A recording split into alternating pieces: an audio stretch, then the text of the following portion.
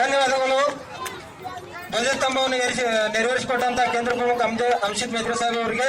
ಇನ್ನು ಮುಂದೆ ಈ ಒಂದು ಸ್ವಾತಂತ್ರ್ಯ ಉತ್ಸವದ ಮುಖ್ಯ ಘಟಕ ಧ್ವಜಾರೋಹಣ ಕಾರ್ಯಕ್ರಮ. ಈ ಧ್ವಜಾರೋಹಣವನ್ನು ಈ ಊರಿನ ಗ್ರಾಮ ಪಂಚಾಯತಿಯ ಡೆಪ್ಯೂಟಿ ಸರ್ಪಂಚರಾದಂತ ಭೀಮಾಶಂಕರ್ ಬಾಳಿವಕಾಕ ಇವರು ನೆರವೇರಿಸಿಕೊಡಬೇಕೆಂದು ಅವರಲ್ಲಿ ನಾನು ವಿನಂತಿಸಿಕೊಳ್ಳುತ್ತೇನೆ.